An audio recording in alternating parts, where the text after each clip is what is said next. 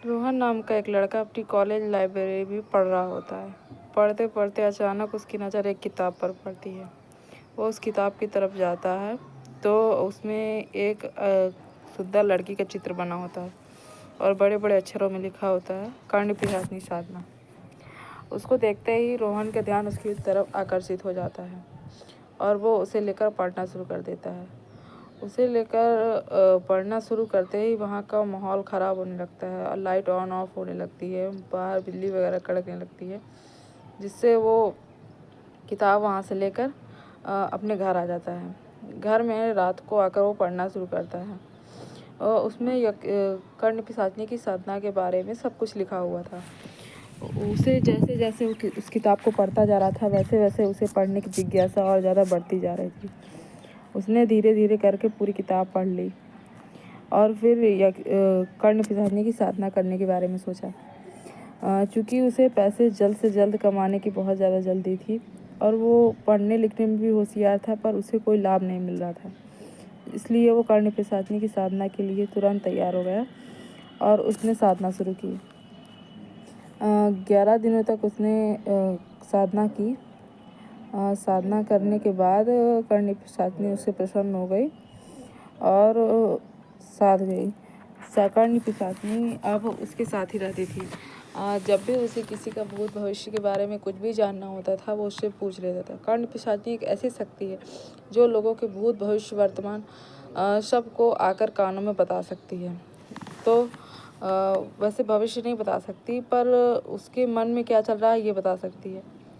सो वो लड़का अब कॉलेज में एक भगवान की तरह बैठ गया था। जिसको भी अपने मन की बात या फिर किसी और के मन की बात जाननी होती थी वो सिर्फ उसके पास आता था। उस लड़के का धंधा भी अच्छा चल रहा था। वो सभी से ऐसे ही काम करवा रहा था जिससे उसे अच्छी खासी रकम मिल जाती थी, पर उसे ये नहीं पता था कि उसकी ये गलती ज़्यादा दिनों तक नहीं चलने वाली। कर्ण पिशाचिनी की भी कुछ इच्छाएं थी जिसे उसे पूरा करना ही पड़ता है।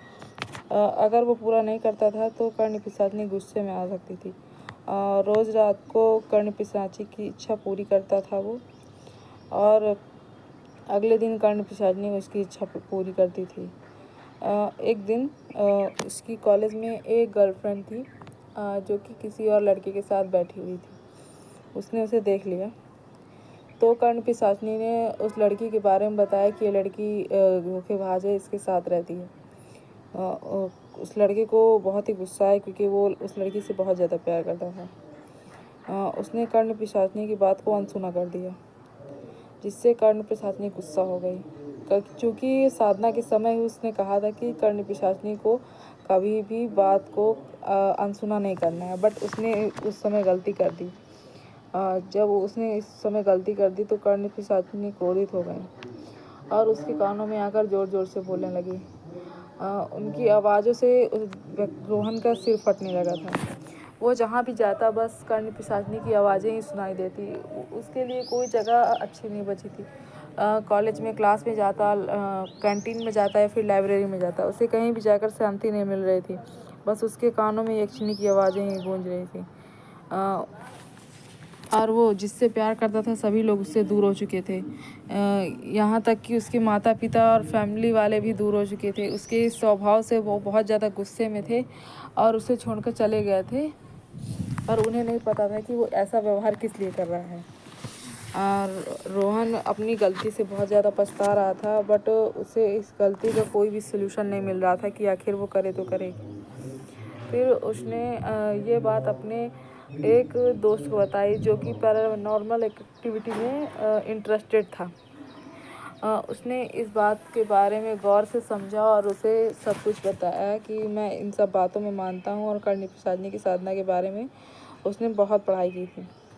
तो उसने सिर्फ एक ही सलूशन दिया कि जंगल के अंदर, हॉस्टल के बाहर जो एक जंगल है उसके बीचों बीच एक अघोरी बाबा रहते हैं, वो ही कुछ मदद कर सकते हैं। लेकिन रोहन को वहाँ अकेले जाना होगा और रात के 12 बजे के बाद जाना होगा। रोहन तुरंत तैयार हो जाता था, पर कर्ण पिशाचिनी उसे इतना ज़्यादा परेशान कर रही थी कि उसका दिमाग ने काम करना बंद कर दिया था। एकदम पागल सा हुआ जा रहा। वो अजीब अजीब से मंत्र बड़बड़ाने लगा था। अब तो अजीब अजीब सी हरकतें भी करने लगा था। जब रात को 12 बजे जब जाने का वक्त आया तो वो किसी तरह हिम्मत करके वहाँ गया।